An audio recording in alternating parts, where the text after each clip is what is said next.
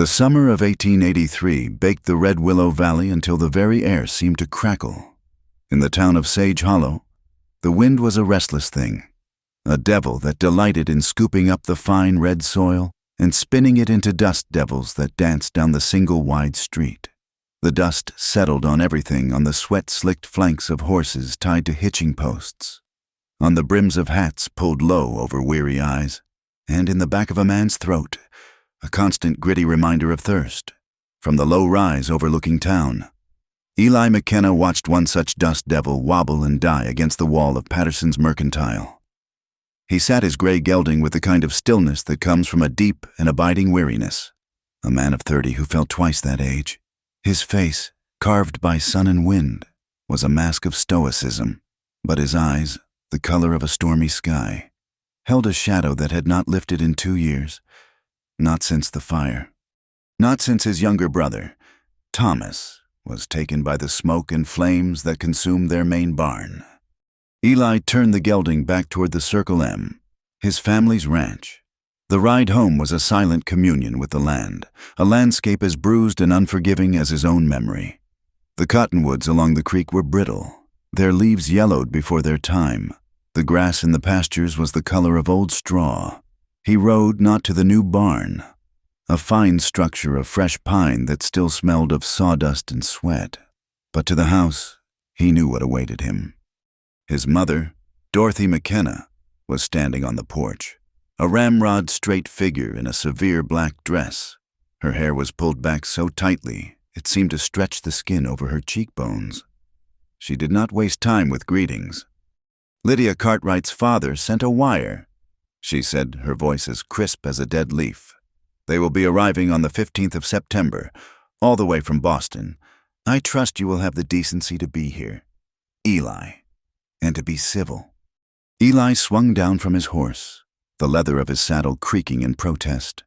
He looped the reins around the porch railing, his movements deliberate, slow. "I am always civil, Mother." "Civility is not the same as welcome," she countered, her gaze sharp. "This union is the only thing that will wash the stain from our name. The Cartwrights have influence. They have money. With Lydia as your wife, people will finally stop whispering about the fire. They will see a McKenna rebuilding, not just haunting this valley. The old guilt, a familiar and venomous serpent, coiled in his gut. He had been there. He had tried to get the horses out, had screamed for Thomas to follow, but the smoke had been a blinding, choking monster. He had stumbled out, his lungs burning, and his brother had not. The whispers said he had been careless. Some, in their cruelest moments, hinted he had been drunk. Neither was true, but the truth had a quiet voice, easily drowned out by gossip. "Our name needs no washing," Eli said, his voice low and rough, "and I need no wife purchased from the East to polish it." "Do not be a fool," Dorothy snapped. "Lydia is a respectable, educated woman. She will bring refinement to this God-forsaken place. She will bring order. She is what this family, what you desperately need. The arrangements have been made. It is a matter of honor now." Eli looked past her, toward the distant mountains hazed by dust. Honor felt like another word for a cage. He had no love for Lydia Cartwright, whom he had met only once on a cattle-buying trip to Cheyenne. She had spoken of the West as a canvas upon which she would paint a masterpiece of civilization, as if the people already living and dying on it were merely smudges to be erased. He wanted to keep his land, to honor the sweat his father had poured into it. He wanted to outrun the ghost of his brother. Marrying a woman he did not respect felt like a betrayal of both.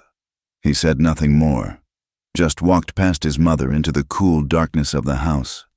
The argument left hanging in the hot, still air, miles away. That same afternoon, the eastbound stagecoach groaned into Sage Hollow, releasing its passengers into the swirling red dust.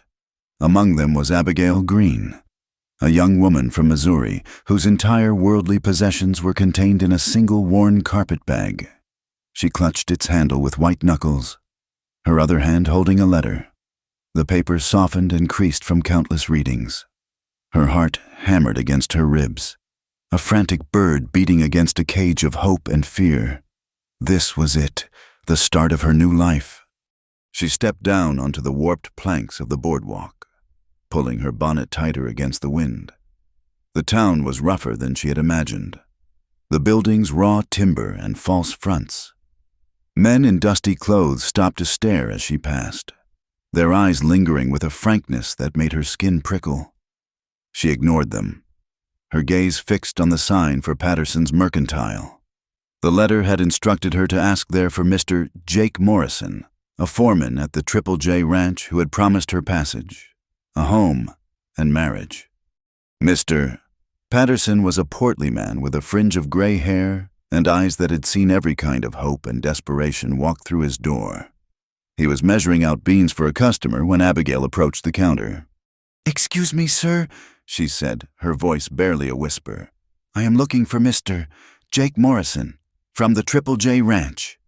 Patterson stopped his scooping. He looked at her, at the hopeful light in her tired blue eyes, at the worn fabric of her traveling dress, and his expression softened with a flicker of pity. "Ma'am, I am afraid you have come a long way for nothing." Abigail's heart went still. What do you mean?" "The Triple J was sold off for dead over a month ago," he said, his voice gentle. "And Jake Morrison. He was the foreman. That is true, but he was let go, paid his wages, and lit out of here 3 weeks back. Some say he went to California." He paused, then added, "He owed me $12 for tobacco." The world tilted under Abigail's feet. The noise of the street, the smell of dust and leather and coffee beans. It all faded to a dull roar in her ears. "No," she breathed. "That cannot be. He sent me the train fare. He wrote, he promised." Her voice broke. The letter in her hand suddenly felt like a fool's prophecy. She had spent every last cent she had to get here. She had sold her mother's locket. She was utterly and completely alone, penniless in a town that felt like the edge of the world. Mr. Patterson's pity deepened. "I'm sorry, Miss. Truly, Morrison was a smooth talker. It seems he made promises to more than just the merchants in this town." Humiliation burned hotter than any summer sun. The stares of the other customers in the store felt like physical blows. She had been swindled. A mail-order bride with no groom, no home, nothing. She managed a choked thank you and fled the store, stumbling back out into the hostile wind. The sky, which had been a merciless blue, was now darkening with bruised-looking clouds massing over the mountains. The wind grew teeth, whipping her skirts around her ankles and flinging dust into her eyes. She did not know where to go. The thought of asking for charity was a brand of shame she could not bear. She just started walking, away from the prying eyes of the town, her direction aimless. She followed a wagon-rutted track that led east, out into the vast, empty country. The first drops of rain began to fall. Not the soft, life-giving kind, but a hard, cold pelting that turned the red dust to a slick, greasy mud. In minutes, she was soaked through, her thin dress clinging to her like a second skin. The temperature dropped. A summer storm in the high country was a treacherous thing. Shivering, her body racked with exhaustion and despair, she trudged on. The world was a blur of gray rain and brown earth. Her carpetbag grew heavier with every step. She was looking for shelter, a rock outcropping, a shallow cave, anything. Then, through the downpour, she saw it, a straight, dark line against the gloom. A fence. A long, well-tended fence of sturdy posts and taut wire. It meant a ranch. It meant civilization. Of a sort. Hope, a fragile and foolish thing, gave her a last burst of strength. She stumbled toward the fence line, her boots sinking into the mud, her breath coming in ragged sobs. She reached the fence and clung to a rough wooden post, the splinters digging into her palms. The effort was too much. Her vision swam, the world dissolving into darkness. Her knees buckled, and she slid down the post into a heap on the sodden ground, the rain plastering her hair to her pale face. Eli McKenna was checking that very fence line. It was a chore he gave himself whenever the four walls of the house felt like they were closing in, which was most of the time. He rode hunched in his saddle, his oilskin slicker shedding the worst of the rain. His thoughts were a bitter churn of his mother's demands and Lydia's impending arrival. He was a man trapped by duty, by guilt, by the expectations of others. His life was not his own. It was a property to be managed, improved, and eventually signed over. He saw the splash of dark color against the fence post from 100 yards away. At first he thought it was a dead calf or a snag of brush washed up by the rain. But as he drew closer, the shape resolved itself. It was a person, a woman. His first instinct, honed by years of self-preservation, was to turn his horse and ride away. Trouble. That is all a strange woman lying on his property could ever be. He had enough of his own. The unwritten law of his life, the one he had lived by since the fire, was simple: do not get involved. Mind your own fences, your own cattle, your own grief. He pulled his horse to a halt a few feet away and looked down at her. She was small, crumpled against the mud and wet grass. Her face was turned to the side, white as bone, with dark smudges of exhaustion under her eyes. She looked less like a threat and more like a broken doll tossed from a careless child's wagon. He saw the worn carpetbag half submerged in a puddle beside her. She was a traveler, and her journey had ended right here, on his land. He stayed there for a long minute, the rain dripping from the brim of his hat, the wind moaning through the fence wire. He should fetch the sheriff. He should ride back to the house and tell his mother. He should do anything but what he was about to do. But then he looked at her face again, so still and vulnerable, and the image of Thomas, trapped and helpless, flashed behind his eyes. He had been unable to save his brother. The failure was a brand on his soul. With a curse that was lost in the wind, he swung down from his horse. He could not leave her here to die of exposure. Whatever trouble she brought would be tomorrow's problem. Today, she was just a person in need of shelter. His rule, his carefully constructed wall of non-involvement, crumbled. He bent down and lifted her into his arms. She was lighter than he expected, a bird-boned slip of a thing, and cold, so very cold. He carried her to his horse, mounted, and settled her in front of him, her head lolling against his chest. He did not turn toward the main house. His mother's third degree and inevitable condemnation were the last things this woman needed. Instead, he urged the gelding toward the old storage barn, a solid structure that had survived the main fire, set a safe distance away. It was dry, and it was private. As he rode, he felt the curious gaze of Billy, his youngest ranch hand, who was running from the bunkhouse to the cook shack. The boy stopped dead in his tracks, his mouth agape, watching his solemn, solitary boss ride through the sheeting rain with an unconscious woman in his arms. Eli met the boy's gaze for a second, a silent acknowledgement passing between them. He knew the story would be all over the bunkhouse in minutes. By morning, it would be in Sage Hollow. He dismounted at the barn, carried her inside, and laid her gently on a pile of clean hay in an empty stall. He took off his slicker and draped it over her, then added a dry horse blanket from a nearby peg. He found a canteen, uncorked it, and left it by her side. He stood for a moment, looking down at her, a stranger who had just trespassed not only onto his land, but into the fiercely guarded fortress of his life. The red mud, thick and clinging, was caked on his boots. He had a feeling it was going to be damn hard to scrape off. He closed the barn door behind him, leaving her to the quiet dark, and walked back out into the storm.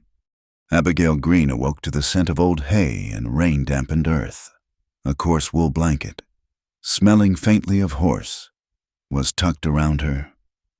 For a long moment, she lay still, her mind a murky pond. Then memory rushed back in a cold, brutal flood. The letter, the town, the swindler Jake Morrison, The endless walk into the storm. She sat up, her muscles screaming in protest. A tin canteen lay beside her on a pile of hay. She drank deeply, the water metallic and cool, the most wonderful thing she had ever tasted. She was in a barn stall, dry and sheltered from the wind that still whistled through the cracks in the wooden walls. Someone had found her. Someone had shown her a kindness she had not dared to ask for. The heavy barn door scraped open, letting in a rectangle of pale morning light that made her squint. A man's silhouette filled the opening, tall and broad-shouldered. It was the man from the fence line, she realized, though she had only glimpsed him through a haze of exhaustion. He walked toward her, his boot steps sure and heavy on the packed dirt floor. He carried a steaming bowl in one hand and a wooden spoon in the other. He did not smile. His face was a study in grim neutrality, his eyes holding the gray, distant look of the mountains. "Eat," he said. It was not a request. He set the bowl down on an overturned bucket just outside the stall. It was simple porridge, but the steam rising from it carried a promise of warmth and life. "Thank you, Mr." Abigail said, her voice raspy. I do not know what to say."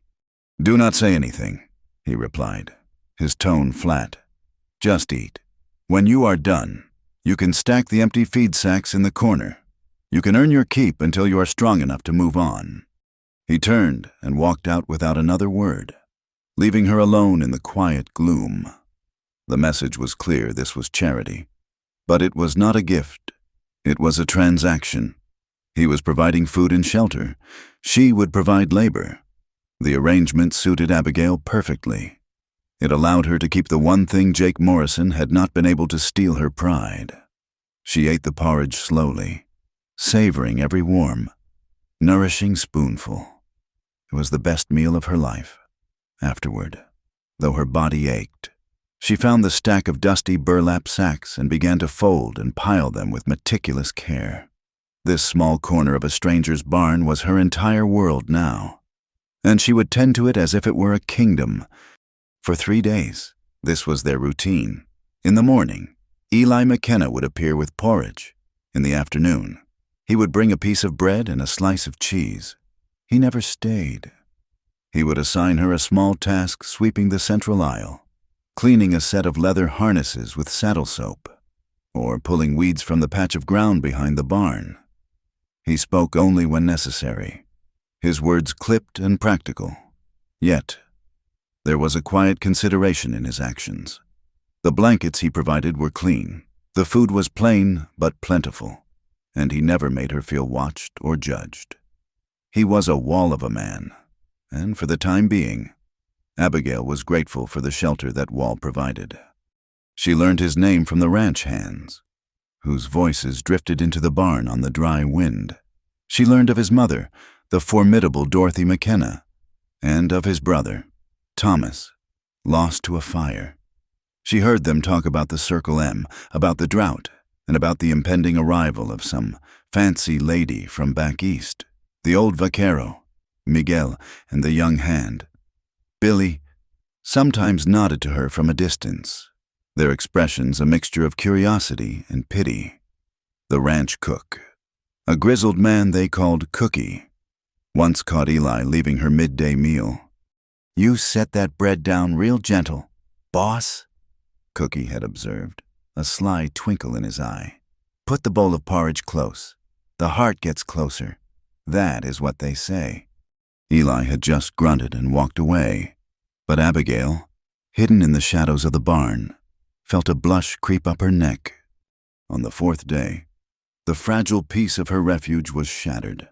A smart black carriage, pulled by 2 perfectly matched bays, rolled up the long drive to the main house. Abigail watched through a crack in the barn wall as Eli and his mother emerged onto the porch. A woman descended from the carriage, a vision of Eastern elegance in a deep blue traveling suit and a hat adorned with a single, perfect feather. This, Abigail knew, must be Lydia Cartwright.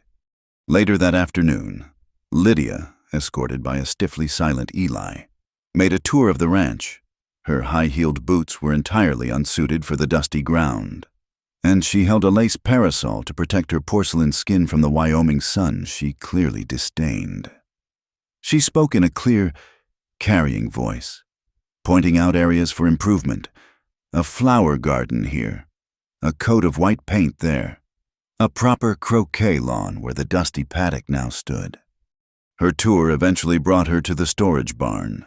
She paused at the entrance, her nose wrinkling as if assailed by an unpleasant odor.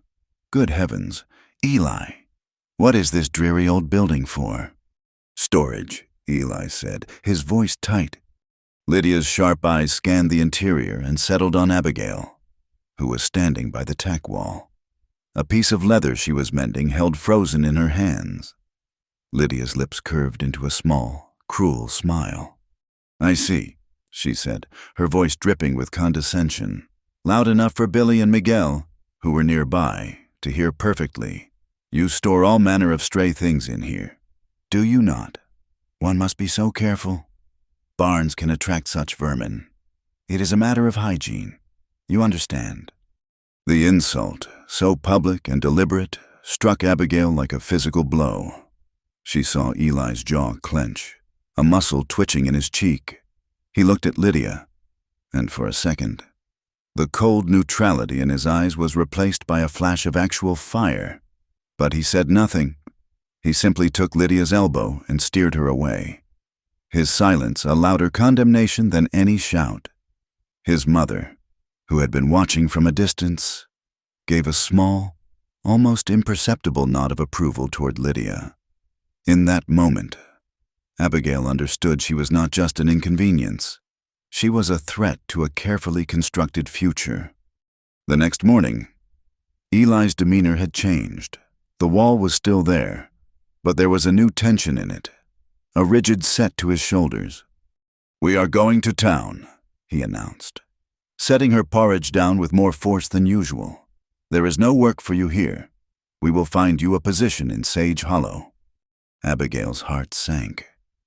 She had known her time here was temporary, but the thought of facing the town that had already judged and dismissed her was terrifying. Still, she could not refuse. She was in his debt. She put on her clean but hopelessly rumpled dress, combed her hair with her fingers, and climbed into the seat of his ranch wagon. The ride was silent. The air between them was thick with unspoken things. When they reached Sage Hollow, Eli tied the wagon in front of the hotel. Mrs. Gable sometimes needs help in the kitchen, he said, more to himself than to her. Mrs. Gable, a woman with a face like a dried apple, took one look at Abigail's worn dress and shook her head before Eli could even finish his sentence. We are all staffed up, she said, her eyes flicking from Abigail to Eli and back again, a world of insinuation in her gaze. It was the same at the seamstress's shop, and the laundry. The answer was always no. The door was always closed. With each refusal, Abigail felt herself shrink. The townspeople stared as they walked from one establishment to the next. She was the woman from the stagecoach, the mail-order bride who had been jilted. Now she was the strange woman staying out at the Circle M. She could feel their whispers, their judgments, like little stones being thrown at her back. Eli's face grew harder, his lips a thin, white line. He was seeing the town's closed ranks not as a stranger, but as one of their own, and it angered him. Their last stop was Patterson's Mercantile. Mr. Patterson was polishing his counter, a self-satisfied smirk on his face. Well, McKenna, he said, his tone oily. Looking to outfit your new ranch hand? I am looking for honest work for Miss Green, Eli said, his voice dangerously quiet. Patterson let out a short, ugly laugh. Honest work for her kind in this town. He leaned forward, lowering his voice to a conspiratorial sneer. There is always a room open down at Big Nose Kate's place. They say she is always looking for fresh faces. The pay is good, I hear, for the work involved. The air went out of Abigail's lungs. The final, raw humiliation of it left her dizzy. She saw Eli take a step forward, His hands clenched into fists at his sides. "Patterson," Eli said, and his voice was so low and cold it could have frozen water. "If you ever speak of this lady in that manner again, I will forget every dollar I have ever spent in this store, and you and I will have a conversation out in the street. Do you understand me?" The smirk vanished from Patterson's face, replaced by a pasty fear. He nodded quickly, suddenly very interested in a spot on his floorboards. Eli turned, took Abigail's arm gently, and led her out of the store. The ride back to the ranch was a long, bleak journey through a landscape of failure. Abigail stared straight ahead, her eyes burning with tears she refused to let fall. She was a burden, a disgrace. She had not only been swindled and left destitute, but now she was bringing shame upon the one person who had shown her a shred of decency. His name was being dragged into the same mud that clung to her own. She saw the way he gripped the reins, his knuckles white. He was angry at Patterson, yes, but he was also angry at the situation, at her, at the trouble she had landed on his doorstep. When they reached the Circle M, she slid down from the wagon before he could help her and fled to the barn without a word. She sank onto the hay, the safe, quiet dark of the barn now feeling like a prison of her own making. The cold of the High Plains night was beginning to seep through the walls, but it was nothing compared to the chill in her heart. She could not stay.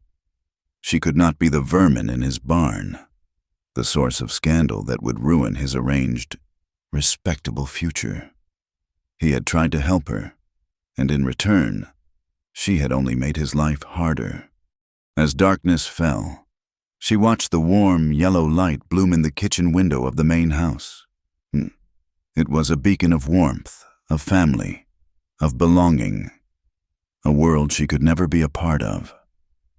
She took a small, torn piece of paper from her carpet bag and the stub of a pencil she had always kept. By the faint light of the rising moon, she wrote a few simple words. "Mr. McKenna, thank you for your kindness. I will not be a burden to you any longer. Green." She folded the paper and left it on the overturned bucket where he always placed her food. Then, pulling her thin shawl around her shoulders, she took her carpet bag and slipped out of the barn. The night was vast and cold, the stars like chips of ice in the black sky. She did not know where she was going. She only knew she had to leave. She looked back one last time at the light in the window, a small, lonely square of hope in a world of darkness, and then turned her face toward the unknown and walked away. The dawn broke brittle and sharp. The air was so cold it bit at the lungs, and a thin rim of frost edged the water trough and silvered every blade of dormant grass.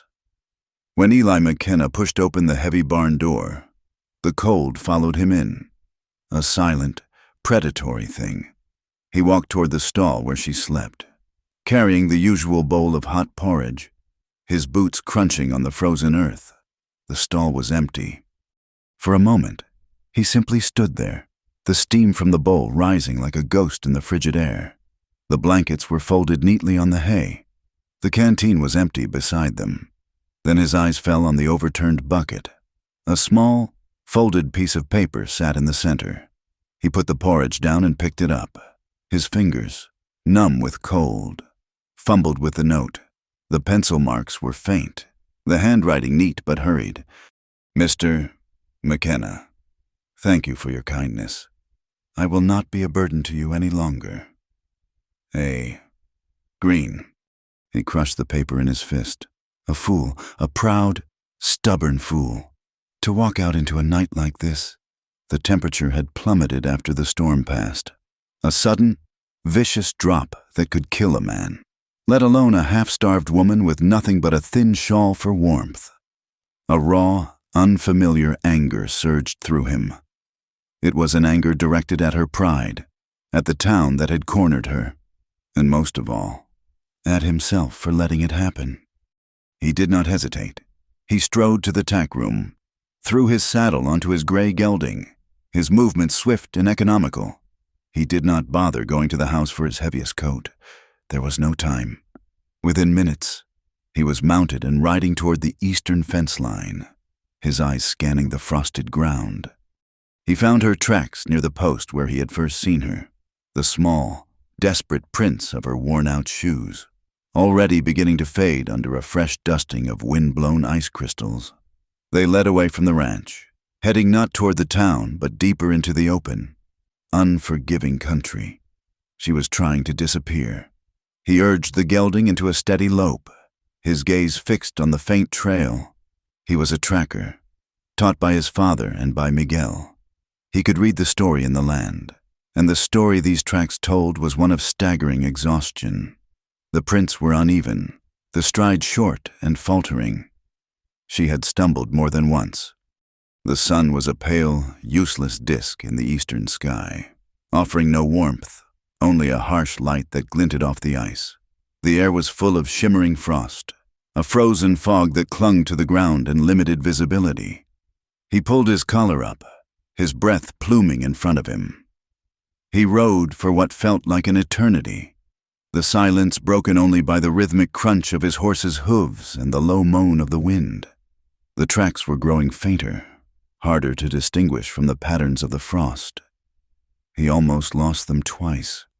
Then he saw it, rising out of the icy mist like the skeleton of some long-dead beast. A homesteader's abandoned cabin. The roof sagged like a broken back. The chimney had crumbled into a pile of stone, and the single door hung from one leather hinge, banging softly in the wind. A place of failed dreams and surrendered hopes. It was the only shelter for miles. He knew, with a certainty that chilled him more than the air, that she would be in there. He dismounted, his legs stiff with cold, and approached the cabin on foot. The wind whined through the gaps in the chinking, a mournful, lonely sound. He pushed the creaking door open and stepped inside. She was huddled in the far corner, on a pile of debris and old leaves, trying to gain some small measure of protection from the wind that sliced through the walls. She had wrapped herself in her thin shawl, her small carpet bag clutched to her chest as if for warmth. She was so still, so small against the vast desolation of the landscape. He thought at first that he was too late. He knelt beside her, his heart a cold knot in his chest. "Miss Green," he said, his voice a rough crackle in the silence. She did not stir. He reached out and touched her shoulder.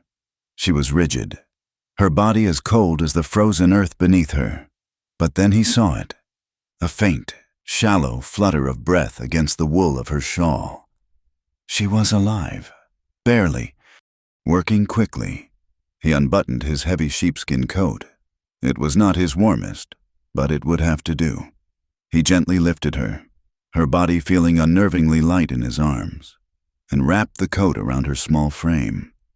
He pulled the collar up around her face, trying to shield her from the biting air. Her skin was pale, almost translucent, with a bluish tinge around her lips. He carried her out of the ruined cabin and back to his horse. Mounting was awkward, but he managed, settling her in front of him, her head lolling against his shoulder. He turned the horse and spurred it into a gallop, every moment now a race against the cold that was claiming her. He did not ride toward the barn. He rode straight for the main house. As he came up the long drive, he saw two figures emerge onto the front porch. His mother, her posture as rigid as a fence post, and Lydia Cartwright, holding a cup of what was likely hot tea, her expression one of polite curiosity that quickly curdled into disdain. He dismounted in front of the steps, holding Abigail securely in his arms. He did not look at them, his focus solely on the fragile burden he carried. "Eli, what is the meaning of this?" his mother demanded, her voice sharp with shock and disapproval. "Have you taken leave of your senses? Who is that? You cannot possibly intend to bring that person into this house," Lydia said, her voice laced with a venomous sweetness. She set her teacup down on the railing. "Think of the talk. Eli, it is utterly improper. A single woman, in your arms, being brought into your family home. It is unseemly." Eli stopped at the bottom of the steps and finally looked up at them. His face was a granite mask, his eyes burning with a cold fire they had never seen before. The weariness was gone, replaced by a formidable, unyielding resolve. "The only thing unseemly here," he said, his voice low and resonant with a dangerous calm, "is a pride so cold it would let a person freeze to death on our doorstep. The talk, Lydia, the talk can go to hell." He took a step up. "Now get out of my way." His mother stood frozen, her hand at her throat, utterly speechless for the first time in Eli's memory. Lydia, however, took a step forward to block his path. "I will not have it. Eli, this is a respectable home. Dorothy, you must forbid this." Eli did not pause.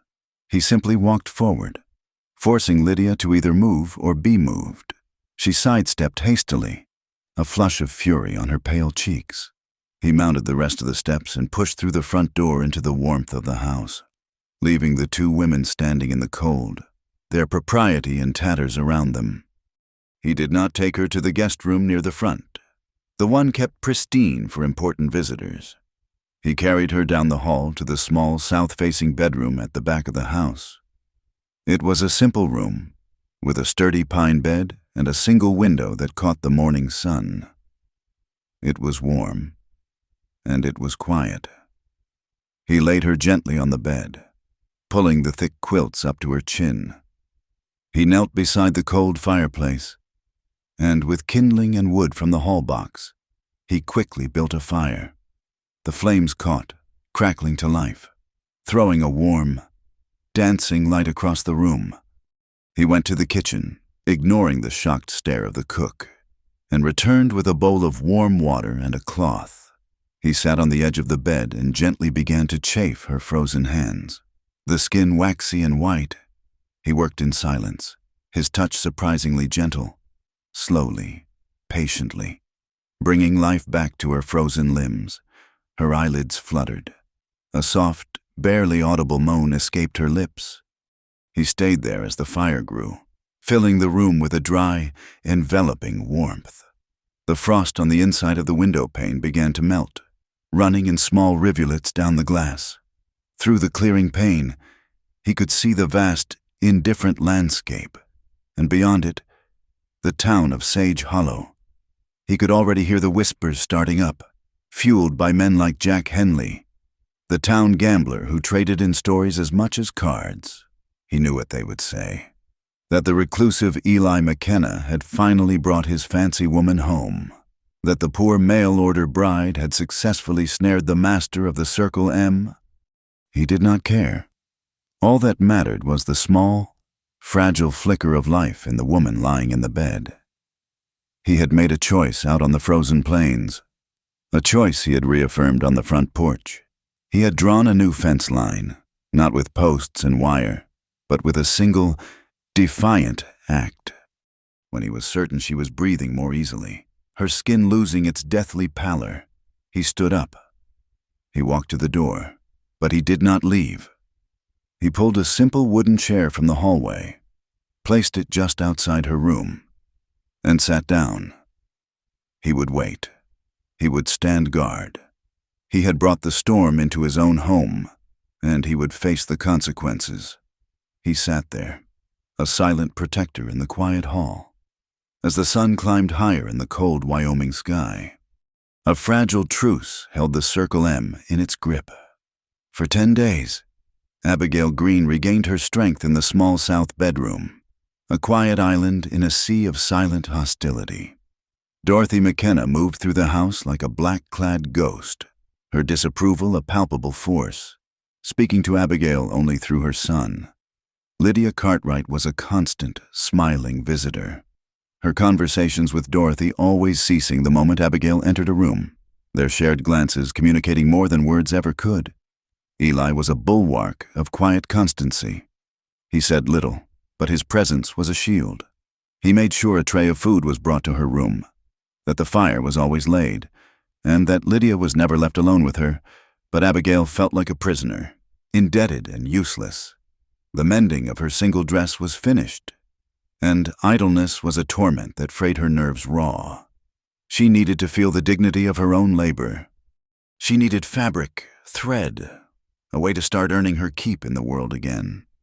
The annual autumn market fair in Sage Hollow was her chance. When she told Eli her purpose, a visit to Patterson's mercantile, his jaw tightened. He remembered the merchant's foul suggestion, the humiliation in Abigail's eyes, but he saw the resolve in her face, the desperate need to reclaim a piece of herself, and he could not deny her. He simply nodded and said, "I will take you. I have supplies to order." The town was transformed. The single dusty street, usually sleepy and quiet, was a churning river of humanity. Wagons, buckboards, and saddle horses were crammed along every hitching post. The air was thick with the smell of roasting meat, fresh baked pies, and livestock. Farmers in their Sunday best argued crop prices. Ranchers debated the quality of new bulls, and children shrieked with delight, their face sticky with candy. For a moment, the vibrant energy of it all gave Abigail a flicker of hope. She was just one more person in a bustling crowd. She could be anonymous. The illusion shattered the moment they stepped down from the wagon. A hush fell over the small circle of people nearest to them. Conversations faltered. Heads turned. A path seemed to clear before them as they walked, the whispers following in their wake like dry leaves skittering across a frozen pond. Abigail kept her eyes fixed on the boardwalk in front of her, her cheeks burning with shame. She could feel the weight of their stares, the cold, condemning appraisal of the town's women. Lydia Cartwright stood near the church auxiliary's bake sale table, the queen of her small court. She was surrounded by the wives of the town's most prominent men, women whose piety was as starched and severe as their collars. As Abigail and Eli approached, Lydia made a great show of turning her back, a delicate, deliberate shunning that was as effective as a slap. The other women followed her lead, presenting a solid wall of righteous disapproval. Abigail flinched as if she had walked into a physical barrier. Eli's hand instinctively went to her elbow, his grip firm and steadying. "Keep walking," he murmured, his voice a low rumble. Her destination was Patterson's mercantile. The store was even more crowded than the street, a cacophony of commerce and gossip. Abigail left Eli near the front, where he was speaking to the freight agent, and made her way to the dry goods counter at the back. She waited patiently for her turn, her small list of needs clutched in her hand, 3 yards of sturdy calico, a spool of white thread, and a paper of needles. When her turn came, "Mr." Patterson looked straight through her as if she were made of glass, and addressed the man behind her. After serving him, he began ostentatiously wiping down a section of the counter far away from her. Abigail cleared her throat. "Excuse me, Mr. Patterson." He turned slowly, a look of theatrical surprise on his face. "Well, I do declare, I did not see you there." He leaned on the counter, his eyes full of malicious glee. "What can I do for you? Miss, or is it Mrs. McKenna now? One hears so many stories. It is hard to keep things straight." A wave of titters went through the women standing nearby. Abigail's face went pale. "I am Miss Green," she said, her voice trembling slightly but clear. "I would like 3 yards of that blue calico, please." Patterson stroked his chin. The blue calico? A fine choice. Sturdy, respectable. He let the word hang in the air. "But I am afraid I cannot sell it to you." "Why not?" Abigail asked, bewildered. "Is it already sold?" "No, not at all," he said smoothly. "But you see, Miss Green, a man in my position must consider his reputation. My customers are decent, church-going folk. They would not appreciate me doing business with, well, with a woman of uncertain circumstance. It would not be good for the moral climate of my establishment." The humiliation was absolute. It was a public branding. Every person in that store was a witness to her shame. She stood frozen, unable to move, unable to breathe. Then a shadow fell over the counter. Eli stood beside her. He had not made a sound as he approached, but his presence seemed to suck all the air out of the room. He placed his hands flat on the counter and leaned toward the merchant. He did not look at Patterson. He looked at the 6 bolts of blue calico stacked on the shelf. "Patterson," he said, his voice soft, almost conversational, yet carrying an edge of cold steel that made the store fall silent. "How much for the calico?" "Well, now, McKenna, as I was just explaining to the lady, I did not ask for an explanation." Eli cut in, his voice dropping even lower. "I asked for a price. How much for all of it?" Patterson's jaw worked silently. He stared at Eli, then at the 6 heavy bolts of fabric. "All of it. That is nearly 50 yards of cloth." "McKenna, I am aware of how many yards are in a bolt," Eli said. "The price." The merchant, sweating now, did a quick calculation in his head. "That would be $14. Eli reached into his coat, pulled out his wallet, and counted out the gold and silver coins onto the counter. The metallic clink of each coin was like a gavel striking in the silent room. He pushed the pile toward Patterson. "Have Billy loaded into my wagon." He then turned to Abigail. His eyes, which had been so hard and cold, softened when they met hers. In front of the entire town, he spoke to her with a formal, profound respect that defied every whisper and every sneer. "Miss Green," he said, his voice clear and steady, "I find myself in need of a skilled seamstress. My men are in want of new shirts. If you would be so kind, I would like to commission you to make them.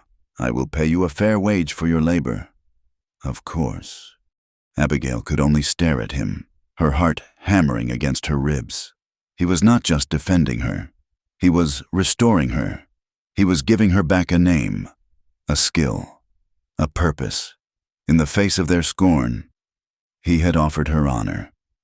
Tears welled in her eyes, but for the first time in a very long time, they were not tears of shame. She found her voice, a small, shaky thing, but her own. "I would be honored. Mr. McKenna."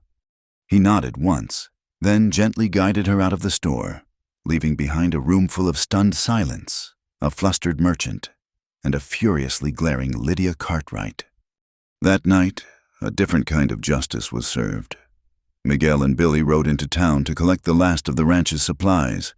In the saloon, they found Jack Henley, drunk and expansive, holding court for a group of loafers.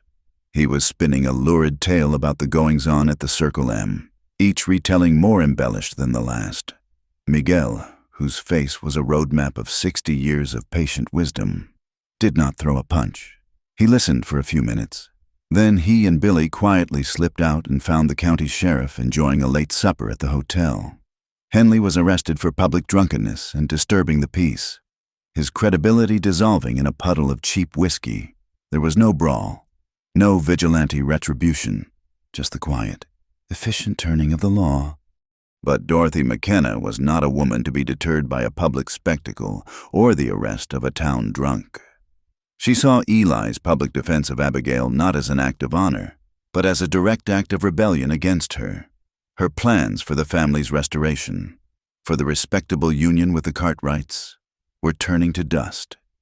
She decided she would not be undermined. She would eliminate the source of the problem. The following afternoon, a buggy arrived at the Circle M. It carried Judge Blackwood, a man whose stern interpretation of the law was often colored by his social ambitions, Reverend Jackson, whose sermons on forgiveness rarely extended to those who breached decorum, and the town's mayor. They were the moral pillars of Sage Hollow, and they had been summoned by its matriarch.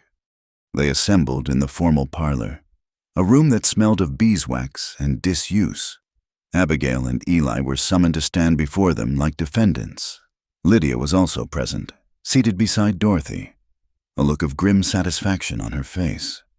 Dorothy began, her voice cold and formal. "Gentlemen, thank you for coming.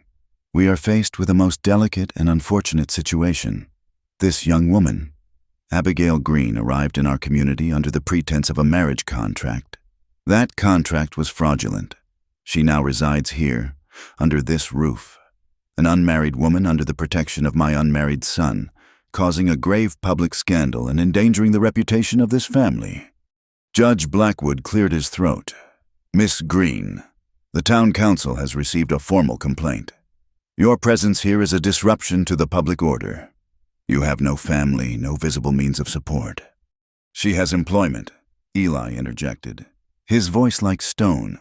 "She is in my employ." "A convenient arrangement, Mr. McKenna," the Reverend said smoothly, "but one that does not change the appearance of the situation. The girl is a vagrant, technically, and given the circumstances of her arrival, a case could be made for deception, for a kind of marriage fraud." The threat was clear. They would use the full weight of the town's authority to crush her. "We do not wish to be harsh," Dorothy said, "the lie tasting like acid in the air. We are offering you a simple choice. Miss Green, leave this valley, take the next stage east, and we will forget this whole unfortunate episode. If you refuse, the council will be forced to press formal charges. You will be tried, publicly, and I assure you, you will be found guilty." Lydia then played her trump card. She produced a letter from her reticule. "And we must not forget, gentlemen, that Mr. McKenna is not a free man to be making such charitable arrangements. This is a letter from Mrs. McKenna to my father, discussing the terms of my engagement to her son." She handed it to the judge. Eli looked at the letter, then at his mother. "That is an agreement between you and Mr. Cartwright. Mother, it is not a contract I have ever seen, nor a promise I have ever made." The judge read the letter, his expression unreadable, but the tide of the room was against them. It was 4 against 2. Abigail felt a wave of despair. They would not stop until she was gone. She looked at Eli, ready to surrender, to tell him she would leave, that his kindness had already been more than she deserved. But Eli was not looking at her. He was looking at the judge. "If you wish to press charges," he said, his voice ringing with defiance, "then you will do so, and we will have this hearing in public. Let the entire town come and hear your complaint. We have nothing to hide." The hearing was held 2 days later in the town hall. The room was packed, a gallery of staring, judging faces. Abigail stood beside Eli, her hands clasped so tightly her knuckles were white. Judge Blackwood presented the town's case. Speaking of moral fiber, public decency, and the dangerous precedent of Abigail's situation, Reverend Jackson spoke of temptation. Lydia offered a statement full of false pity for the misguided young woman. When they were finished, a heavy silence filled the room. The judge looked at Abigail. "Miss Green, does anyone in this community wish to speak on your behalf to your character?" This was it, the final humiliation. She knew no one would speak for her. She was an outcast. She braced herself for the verdict. Then, from the back of the room, a woman's voice, rough and hesitant, broke the silence. "I will." Heads turned. It was Martha, the wife of a freight hauler, a woman with tired eyes and work-roughened hands. She walked to the front of the room. "My boy, my youngest. He took a fever 2 weeks back. I had to get the doctor. I was gone half a day. Miss Green here." She nodded toward Abigail. She was out walking. She saw my boy sitting on the porch steps, shivering. She stayed with him, bathed his head with cool water, and told him stories till I got back. She did not have to. We are strangers to her. Before the murmuring could die down, another woman stood. She was the young schoolteacher from the mining camp in the hills. "I speak for her," she said, her voice clear and strong. "Last month, half my students' coats were torn to rags. I have not the time or the skill to mend them all. Miss Green heard of it. She took the entire pile and, in 2 days, returned them all, patched and stitched better than new." She asked for nothing in return. A third figure rose, a widow who ran the boarding house at the edge of town. She shared her food. "The food, Mr. McKenna gave her..." She brought half a loaf of bread and some cheese to an old prospector staying with me who had not had a decent meal in a week. Said he needed it more than her. One by one, they spoke. A teamster's wife, a laundress, the forgotten people of Sage Hollow, the ones who lived on the margins, invisible to the likes of Dorothy and Lydia. Their stories were small, simple acts of everyday grace, of quiet compassion. They painted a portrait of Abigail Green that shattered the town council's caricature of a scheming adventuress. The whispers in the room changed, from condemnation to a grudging respect. When the last woman had sat down, Judge Blackwood looked at the letter in his hand, then at Dorothy, then at Abigail. He was a man of the law, and the law, for all its flaws, required evidence. "There is no evidence of any wrongdoing here," he announced, his voice booming in the silent hall. "What I have heard today is testimony not to a public nuisance, but to a woman of decent and charitable character. This complaint is dismissed." A collective sigh went through the room. Abigail felt Eli's hand on her back, a steady, supportive pressure. She was free, she had won. But as they walked out of the town hall, past the stunned faces of Dorothy and Lydia, and into the afternoon sun, she knew this was not the end. The legal challenge was over. The judgment of the heart, however, had just begun. The ride back to the Circle M was cloaked in a profound silence. The clatter of the wagon wheels on the hard-packed road and the soft snort of the horses were the only sounds in the vast, open country. But this silence was different from the one that had accompanied them into town. The earlier quiet had been a brittle thing, stretched taut with tension and unspoken fears. This was a silence of weight and substance, filled with the echoes of the town hall, of the courageous women who had spoken, of a battle won but a war far from over. Abigail sat straight on the wagon seat, her hands folded in her lap, watching the distant mountains sharpen against the afternoon sky. She had been given a reprieve, but not a place. She was a ship declared seaworthy but still anchored in a hostile port. When they reached the ranch, the yard was deserted. A tense quiet seemed to emanate from the main house itself, as if the walls were holding their breath. Eli pulled the team to a halt but made no move to get down. He sat staring at the reins in his hands, his knuckles still white. "Abigail," he said, his voice low and rough, not looking at her. "I need to say something, and I need you to hear it all before you speak." She turned to him, her heart giving a slow, heavy thump. His profile was stark against the fading light, the lines of his face carved deep with a gravity she had never seen before. "What I did in that store," he began, "and what I said at the hearing, it was not about my name. It was not about saving you from shame, or doing my Christian duty, or any other damn respectable reason my mother would approve of." He finally turned his head, and his eyes met hers. The stormy gray was clear, and in their depths was a raw vulnerability that stole her breath. "It was for you. Because of you. When I saw you standing there, taking Patterson's filth, and you did not crumble, and then in that hall, when all those women spoke of your kindness, I realized something.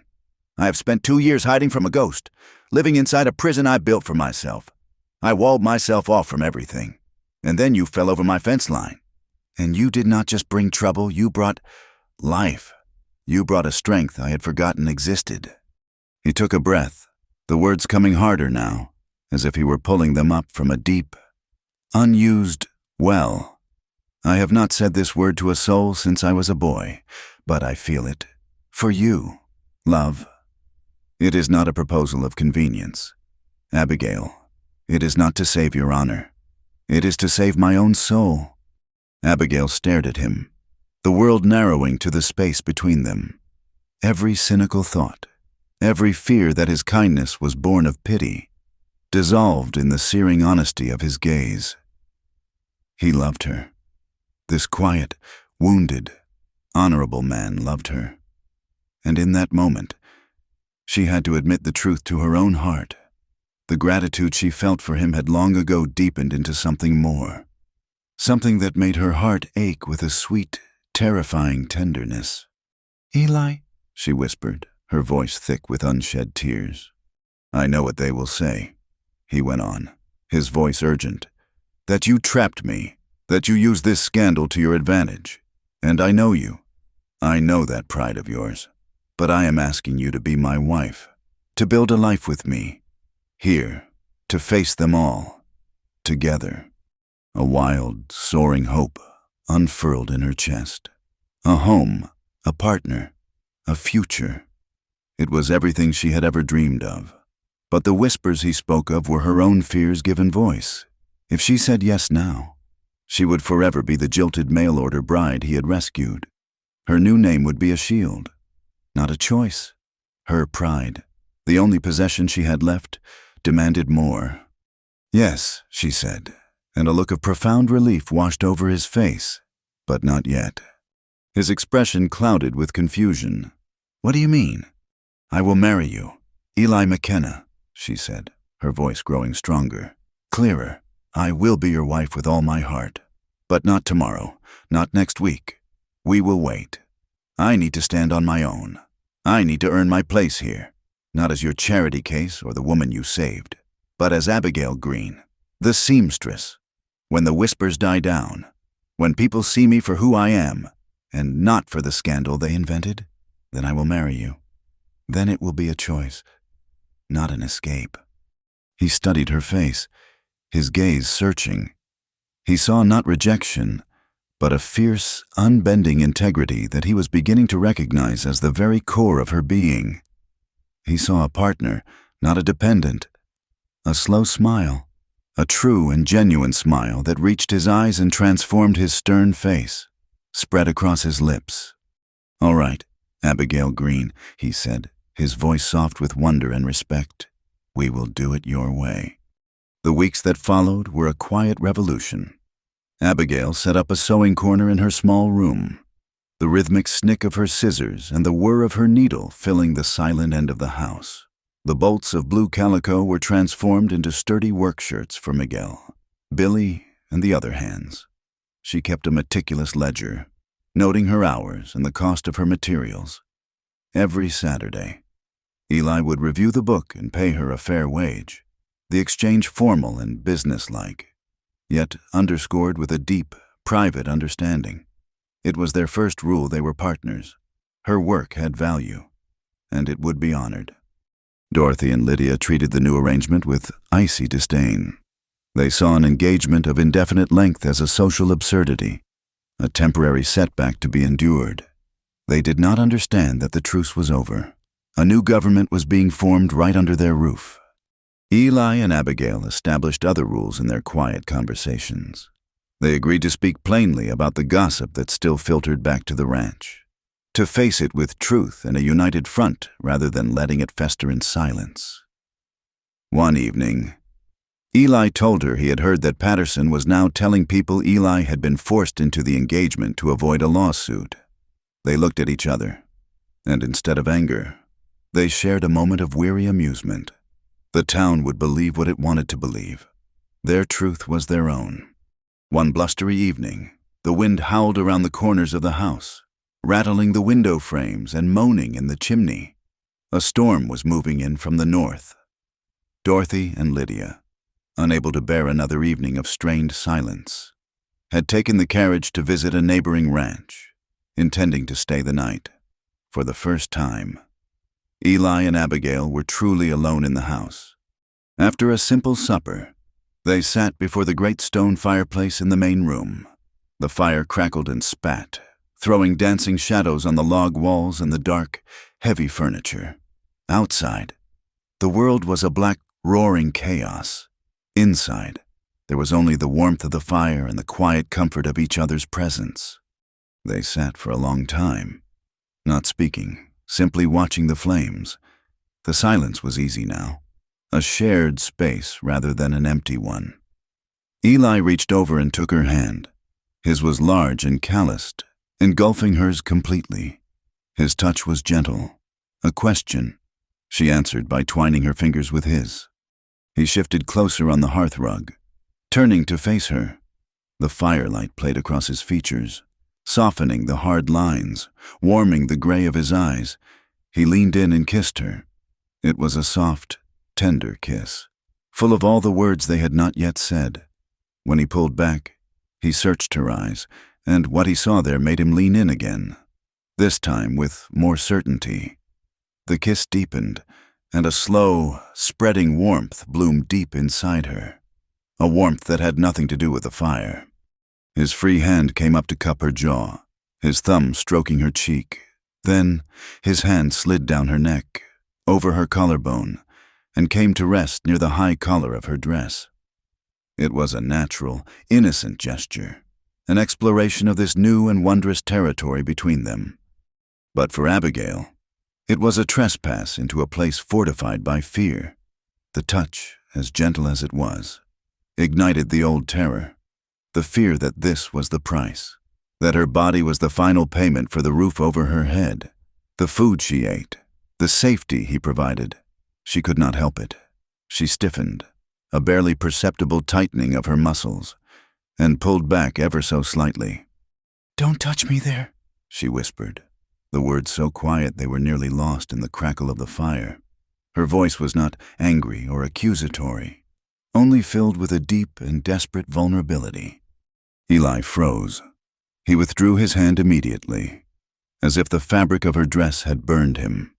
He did not question, he did not pressure. He simply stopped.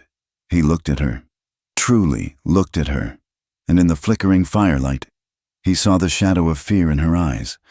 It was the ghost of Jake Morrison, of Patterson, of every man who had ever looked at a woman and seen only an object for his use. And he understood. He understood that the scars she carried were deeper than he could possibly imagine. He moved closer again, but not to touch her. He leaned in until his lips were close to her ear, his breath a warm puff against her skin. His voice was the softest whisper, a sacred promise meant only for her. "Then tell me where I can, my virgin star." The words were so unexpected, so tender. They broke through her fear like the sun breaking through storm clouds. A virgin star, the North Star. The star travelers used to find their way when they were lost. He was not claiming her. He was asking her to guide him. He was giving her all the power, all the control. Tears of profound relief and a surging, overwhelming love filled her eyes. Slowly, she lifted her hand and took his. She guided it to her cheek, pressing his palm against her skin. A safe harbor, an answer. "Here," she whispered, and here. She moved his hand to her arm, then to her other hand, lacing their fingers together again. He accepted her boundaries without question, his touch now a gentle reassurance on her cheek. He did not try to kiss her again.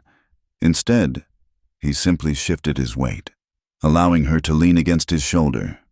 She rested her head in the hollow of his neck, and he wrapped his arm around her, holding her securely.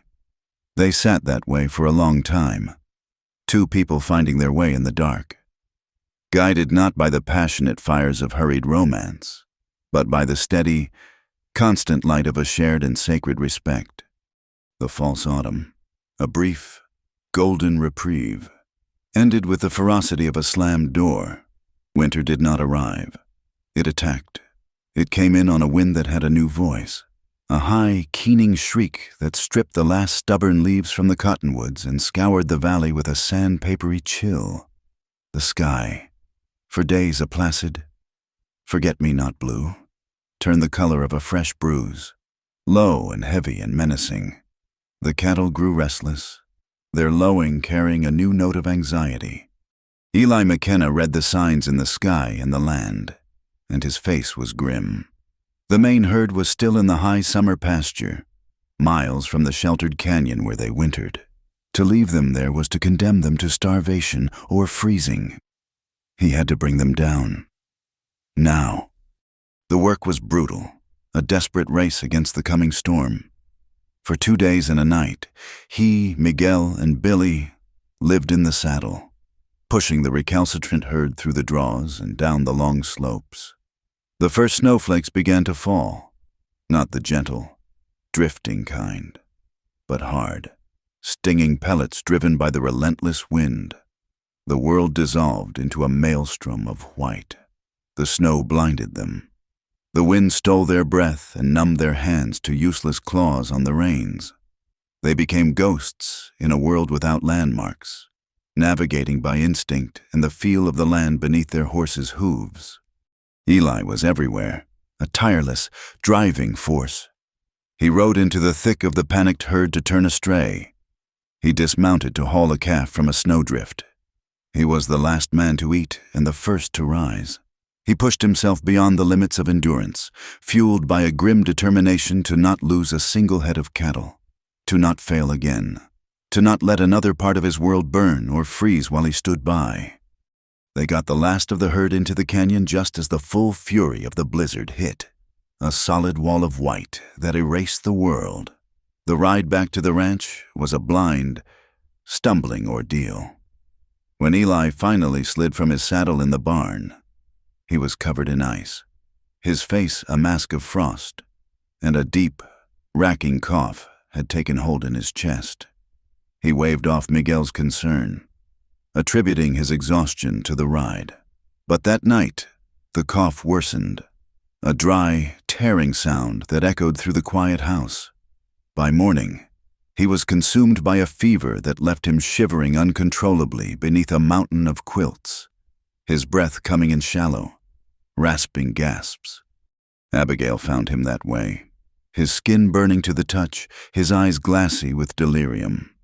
Dorothy stood by the bed, wringing her hands, her usual iron composure shattered by a fear she could not command.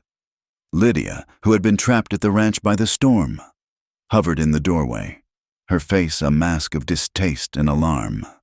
Pneumonia, Abigail said, the word a cold stone in her stomach. She had seen it before in Missouri. She knew its swift and deadly power. We need Dr. Holcomb. The roads are impassable, Dorothy said, her voice thin with panic. The telegraph line is surely down. We are trapped. There is nothing we can do. There is always something we can do, Abigail replied, her voice steady with a resolve she did not know she possessed. She looked out the window at the swirling vortex of white. The world was a blank, terrifying page, but Eli was dying. She turned and walked out of the room.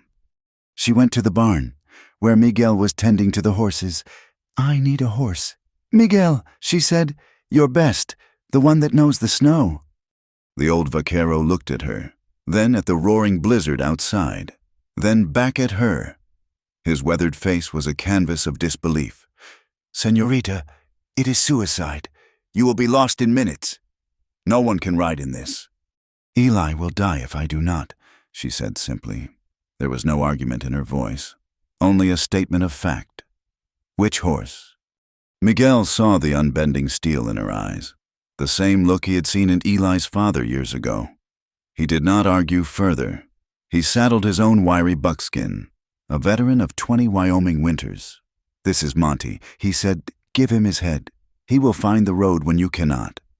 She dressed in a pair of Eli's old canvas trousers and his heaviest sheepskin coat, pulling a wool scarf over her face until only her eyes were visible.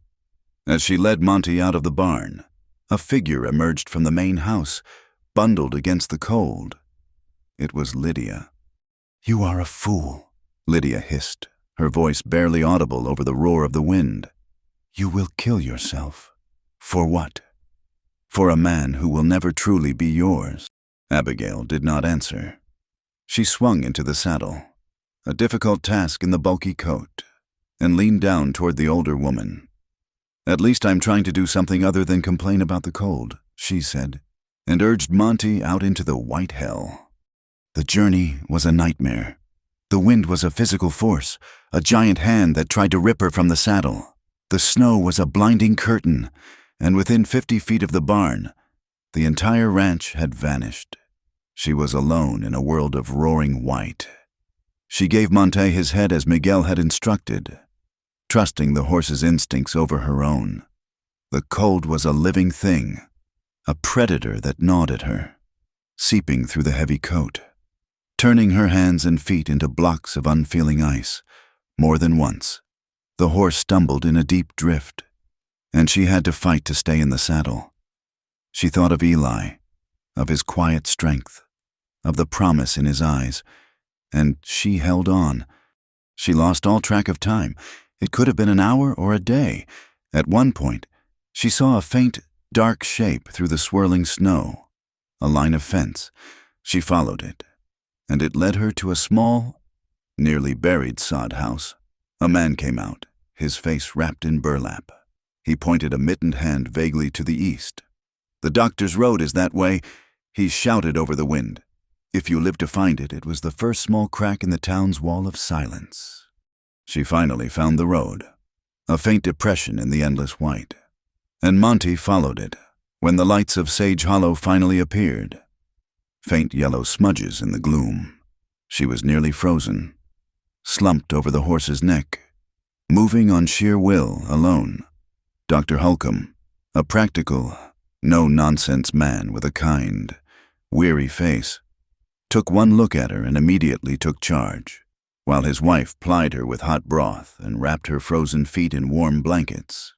He prepared his bag and hitched his own sturdy sleigh. "The boy has the constitution of a bull," the doctor said as they rode back, the sleigh's runners whispering over the snow. "But pneumonia does not care about constitutions. You did the right thing, miss. You likely saved his life." For 3 days, the storm raged, and for 3 days, Abigail and the doctor fought for Eli's life. She became the doctor's shadow, learning how to brew the willow bark tea to fight the fever, how to apply mustard plasters to his chest to ease his breathing, how to spoon broth between his cracked lips. She sat by his bed through the long nights, listening to the ragged sound of his breathing, her hand resting on his, a silent, constant presence. Dorothy watched from the doorway, a lost and frightened woman, her authority supplanted by Abigail's quiet competence. Lydia remained in her room, emerging only for meals, her silence a sullen, resentful cloud. On the 4th day, the fever broke. Eli awoke, weak and drenched in sweat, but his eyes were clear. He saw her sitting by his bed, her face pale with exhaustion, and a faint smile touched his lips. He was alive. The storm passed, leaving behind a world transformed, buried under a thick blanket of pristine white. The sun came out, dazzlingly bright on the new snow. A fragile peace settled over the Circle M, but nature was not finished with them. A week later, as the snow began to melt under the relentless Chinook winds, the sky to the west turned a strange, ominous yellow. A dry thunderstorm, rare and dangerous, rolled over the valley. There was no rain, only a barrage of lightning that forked down from the sky, striking the high, dry ridges. One bolt struck a stand of pine on the hill behind the ranch. Billy was the first to see it. "Fire!" he yelled, his voice cracking with alarm. They all ran outside. A plume of greasy black smoke was rising into the clear sky, and at its base, a line of orange flame was racing down the hillside, consuming the dry grass that had been cured by the drought and exposed by the melting snow. It was moving fast, driven by the wind, directly toward the hay barn. Their entire winter's supply of feed for the herd was in that barn. To lose it would be to lose everything. Eli was still too weak to stand for long. He could only watch from the porch, his face a mask of helpless fury. Dorothy wrung her hands, but Abigail did not hesitate. "Miguel Billy!" she shouted, her voice cutting through the panic. "Get shovels and the heavy axes, we need a fire break now!" The men, who had been standing frozen, galvanized into action at the sound of her command. They ran for the tool shed. Abigail looked at the fire, at the wind, at the position of the hay barn. She pointed to a shallow gully 50 yards from the barn. "Here," she yelled when they returned. "The earth is softer here. Why, we dig here, throw all the dirt toward the fire. We can hold it here." For the next hour, they fought a desperate, primitive battle against the flames. The work was grueling, back-breaking labor. The smoke was a choking, blinding cloud that burned their lungs and made their eyes stream. The heat was a physical blow, so intense it felt like it was blistering their skin. Abigail worked alongside them, her face black with soot, her arms aching, her breath coming in ragged sobs. She swung a shovel with a strength born of pure desperation, her mind focused on a single thought: protect this place, protect his home. They held the line. The fire reached their hastily dug trench and, starved of fuel, it faltered. The main wall of flame swept past them. On either side of the protected barn, they had saved the hay, they had saved the ranch. But their victory was not complete. A shower of sparks, carried on a freak gust of wind, had flown over their heads and landed on the roof of the smaller, secondary barn. The old, dry shingles caught instantly. The building, which housed spare tack and old equipment, went up like a torch. There was nothing they could do but watch it burn. When the fire had finally passed, leaving a vast blackened scar on the landscape, they stood in the smoldering twilight, exhausted and soot-stained. Eli, wrapped in a blanket, had made his way down from the porch. He walked slowly, his steps unsteady, toward the smoking ruin of the small barn. The main roof had collapsed, but a section of the back wall was still standing. Hanging on a peg on that wall, miraculously untouched by the worst of the flames, but now ruined by smoke and heat, was a small, exquisitely tooled leather saddle. It was a child's saddle, the one his father had given to his brother, Thomas, on his 10th birthday. It was the last, most precious memento he had of the boy. Eli had saved it from the first fire, had cleaned it and oiled it and kept it safe in this forgotten corner of the ranch. He stared at the ruined saddle, and something inside him, the great walled-off dam of grief and guilt he had so carefully constructed for 2 years, finally broke. A terrible, ragged sob tore from his throat. His shoulders began to shake. The stoic mask crumbled, and the raw, agonizing pain underneath was laid bare for all to see. He did not turn away. He did not hide. He sank to his knees in the ashen mud, and he wept. He wept for his brother, for his own failure, for the endless, grinding weight of it all. Abigail came and knelt beside him in the blackened grass. She did not speak. She did not offer empty words of comfort. She simply put her arms around his shaking shoulders and held on. He turned and buried his face in her shoulder, and his tears soaked the rough, smoky fabric of her coat. He cried until there were no tears left, and she held him, a steady, unwavering anchor in the smoldering ruins of his past.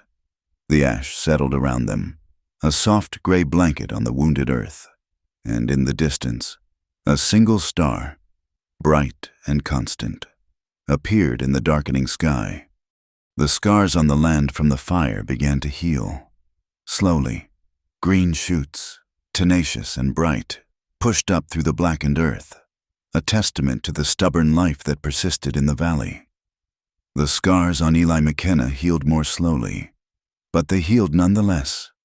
The terrible weight of his brother's death, a burden he had carried alone for 2 years, had been shared. In the quiet evenings, he and Abigail would talk, not of the fire, but of the future, of the ranch, of the small, everyday things that weave a life together. The house, once a tomb of silent grief, began to feel like a home. Change, however, was coming to the Red Willow Valley from another direction.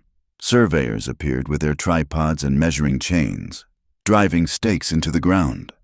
A spur line of the railroad was pushing west, and its path would cut right through the northern edge of the valley.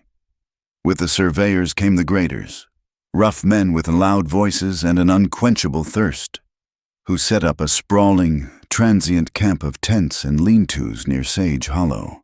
The town, once a quiet, self-contained community, was now flooded with strangers. The saloon was full day and night, and a new tension, an unsettling mix of opportunity and threat, settled over the valley. With the disruption came a new breed of trouble. In a single night, 3 ranches were hit. Small herds of prime cattle, 20 head from one, 30 from another, vanished without a trace, the tracks of their passing expertly obscured. It was the work of professionals, not common thieves. A wave of fear and anger swept through the ranching community. A meeting was called at the town hall. Eli rode in, his face set in grim lines. He was a stockman. This was his fight as much as anyone's. He entered the hall to a room full of grim-faced men. Judge Blackwood and the mayor were organizing a posse. Men were checking their rifles, counting cartridges. But as Eli stepped forward to offer his gun and his knowledge of the country, the mayor held up a hand. "We appreciate the thought, McKenna," he said, his voice loud enough for everyone to hear. He avoided Eli's eyes. "But this is an official town action. We need men of unquestionable standing. Your presence, given the recent unpleasantness, it might be a distraction." The public shunning was a physical blow. A low murmur went through the room. Eli's reputation, though patched by his actions during the fire, was still tattered. He was the man living with a woman who was not his wife. In their eyes, he was still a scandal, not a peer. He saw the flicker of triumph in the eyes of a few of Dorothy's staunchest allies. He felt the old, familiar anger rise, the bitter taste of injustice. But he looked at the faces of his neighbors, men he had known his whole life, and saw not just judgment, but fear. They were afraid of losing everything, and fear made them small. He simply gave a tight, curt nod, turned without a word, and walked out of the hall. He found Abigail waiting with the horses. She had seen the whole thing through the window, had seen the way the other men shifted away from him. When he reached her, his face was a thundercloud. "They do not want my help," he said, his voice a low growl. "My standing is not good enough for them." She placed a hand on his arm. "Their pride is more important than their cattle. It seems. Let them ride in circles. Eli, we have our own fences to mind." Her calm strength was an anchor. He took a deep breath, the anger receding, replaced by a cold, weary frustration. They rode home in silence. For the next 2 days, the posse scoured the country to the south and east, following false leads and growing increasingly discouraged. The rustlers had vanished like smoke. Abigail, meanwhile, had found a new solace in riding out on her own. Exploring the vast silent country of the Circle M was a way of claiming it, of learning the language of its hills and canyons. She took Monty, the sure-footed buckskin, and a tattered old map she had found tucked away in a dusty ranch ledger. It was a hand-drawn thing, made by one of the valley's first settlers, showing watering holes and game trails that no longer appeared on modern surveys. One afternoon, she rode to the top of a high butte that overlooked the broken, labyrinthine country to the north, a desolate area known as Skeleton Canyon. The official posse was not searching there. It was considered too rough, too impassable for a large herd. She was simply enjoying the view, the immense, soul-stirring emptiness of the land. When she saw it, it was almost nothing. A faint, hazy shimmer in the air deep within the canyon's shadowed walls. A wisp of blue so thin it was more a feeling than a sight. It was the smoke from a campfire, carefully shielded by the canyon walls, but visible for a fleeting moment from her high vantage point. Her heart began to beat a little faster. No rancher would make camp there. No sane traveler would choose that route. She pulled out the old map. She traced the ridges and creeks with her finger, her eyes going back and forth from the paper to the landscape before her. The map showed an old, forgotten trail, a narrow path that cut through a high pass and dropped directly into the heart of the canyon, a perfect route for moving stolen cattle unseen. She did not race back to the ranch. She rode at a steady, deliberate pace, her mind working. She knew Eli could not simply ride into town and announce her discovery. The posse would dismiss it as the fantasy of a woman, or worse, a trick by a disgraced rancher. When she laid the map out on the kitchen table and showed Eli what she had seen, His eyes lit with a grim understanding. "They would never believe me," he said, his voice flat. "No," she agreed, "but they might believe Miguel. He has been here 50 years. His word is good." An hour later, Miguel rode into Sage Hollow. He did not go to the mayor or the judge. He went to a handful of the oldest, most respected ranchers, men who valued experience over gossip. He laid out the old map, told them of the smoke, and spoke with the quiet authority of a man who knew the country as well as he knew his own hands. There was skepticism, but the logic was undeniable. That night, a smaller, leaner posse, composed of the valley's best trackers and hardest men, rode out of town. They did not ride south. They rode north, with Miguel and a silent, determined Billy guiding them. They approached Skeleton Canyon under the cover of a moonless night, leaving the horses behind. They crept to the canyon rim on foot. Below them, a scene of brazen confidence was laid out in the firelight. A large herd of cattle, bearing the brands of the 3 victimized ranches, milled restlessly in a natural stone corral. A dozen rough-looking men were lounging around a campfire, passing a bottle of whiskey, their rifles leaning carelessly against the rocks. But there was something else. Tied to a scrub cedar at the edge of the firelight were 2 young women.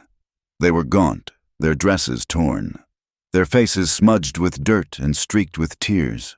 They huddled together, their eyes wide with a terror that was bone deep. They were captives, spoils of the rustlers' raids. The posse did not wait. They descended into the canyon from 3 sides, a silent, coordinated attack. The rustlers, drunk and complacent, were caught completely by surprise. The fight was over in less than 5 minutes. A flurry of fists and the flat, hard thud of rifle butts. Not a single shot was fired. As the posse tied the hands of the dazed and cursing rustlers, Eli, who had followed the posse at a distance, unable to stay away, walked into the firelight. He and Billy went straight to the women, cutting their ropes and offering them blankets and water. They were little more than girls, barely out of their teens, and their story came out in a torrent of frightened whispers. They were mail-order brides, just like Abigail. They had been met at the stage stop not by their promised husbands, but by these men, who had stolen their money and taken them captive. Then, the leader of the gang was dragged into the light. He was a handsome man, with a charming smile that had curdled into a venomous snarl. He looked up, and his eyes met Eli's. Then he saw Abigail, who had ridden up with Eli, standing at the edge of the light. The man's arrogant sneer faltered, replaced by a flicker of disbelief. Then a flash of pure hatred.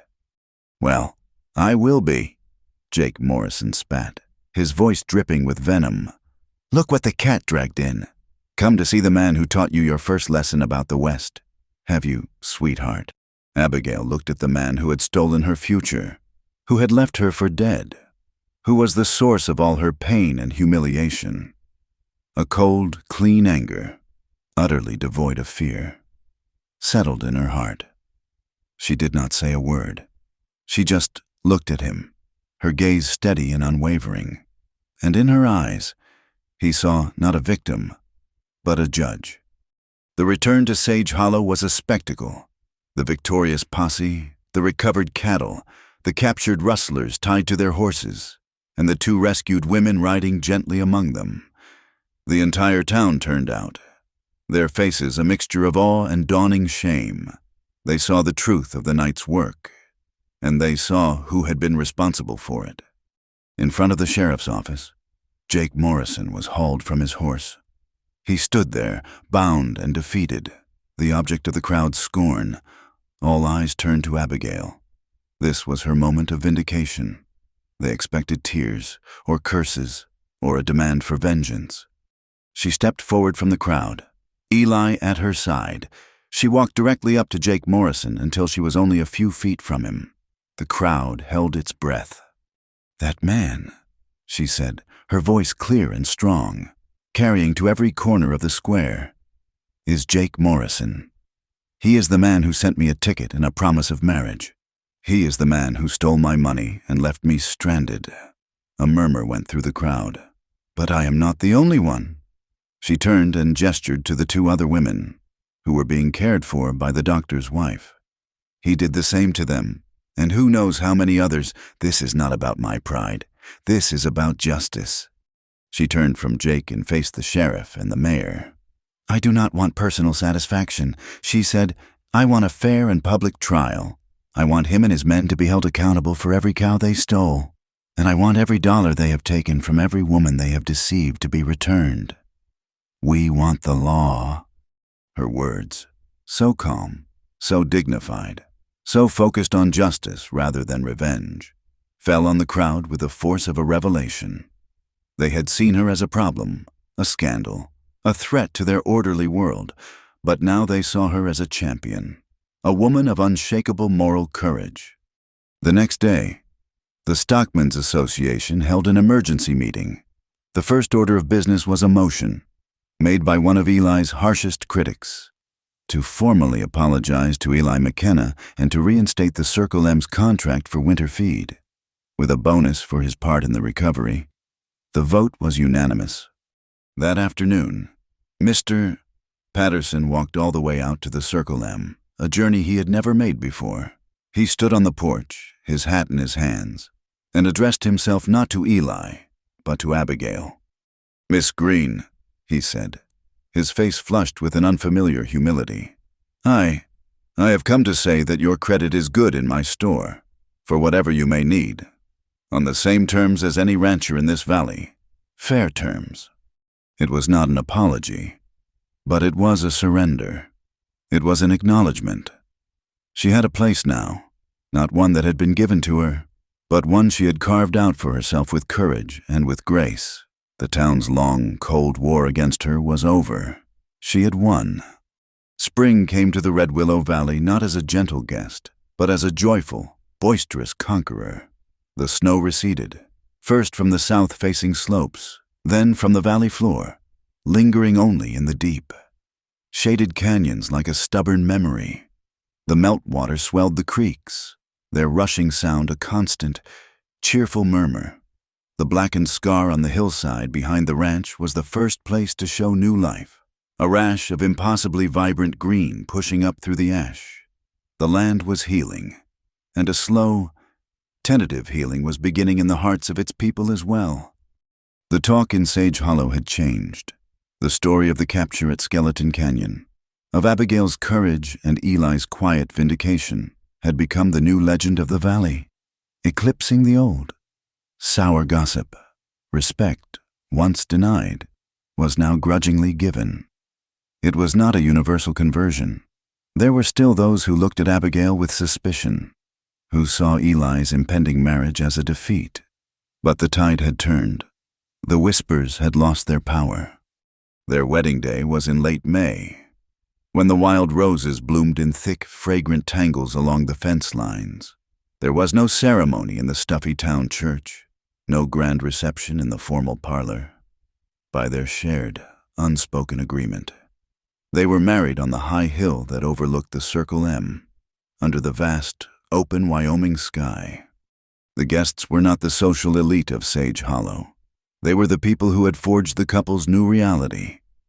Miguel was there, his ancient face crinkled into a rare, broad smile, standing beside a proud, straight-backed Billy. The women who had spoken for Abigail at the hearing came, bringing with them pies and fresh bread. Martha, the freight hauler's wife, the young school teacher, the widow from the boarding house. Dr. Holcomb and his wife were there. Even a few of the ranchers who had been part of the second, successful posse came, their presence a quiet, formal apology. They were a small, eclectic congregation, a community built not on pedigree, but on shared hardship and earned respect. Abigail wore a simple dress of pale blue cotton, the fabric she had made Eli buy that day in Patterson's store. Sewn with her own hands, she carried a bouquet of wild bluebells she had gathered that morning.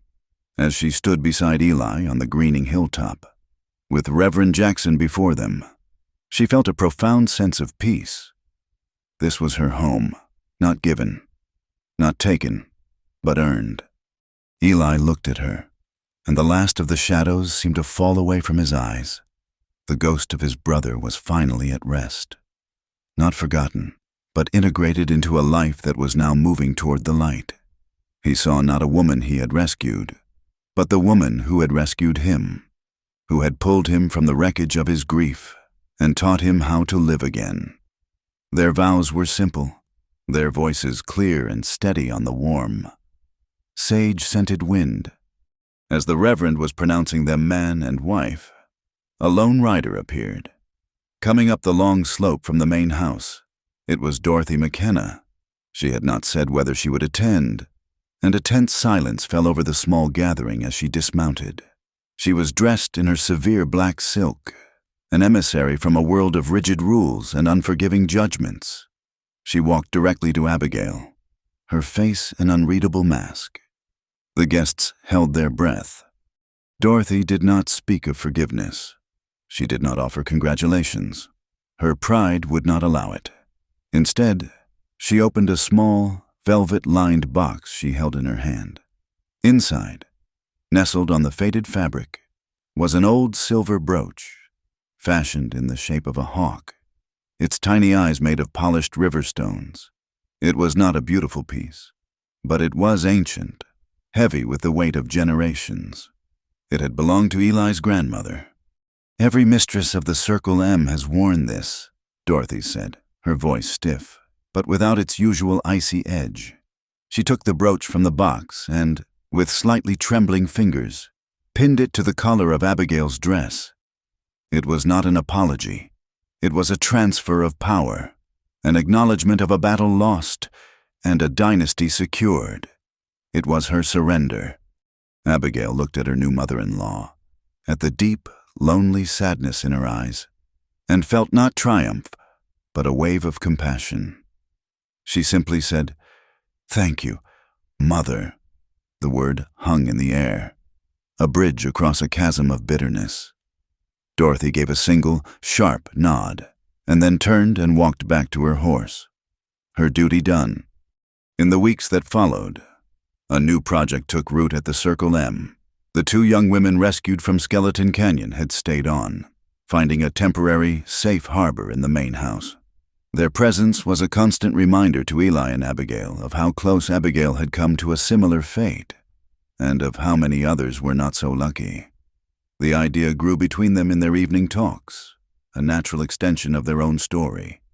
One morning, they rode out together, not to check on cattle, but to visit the abandoned homesteader's cabin where Eli had found Abigail.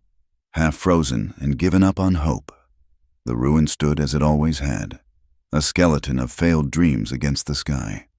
"This is where I truly found you," Eli said, his voice quiet, "and where I started to find myself again."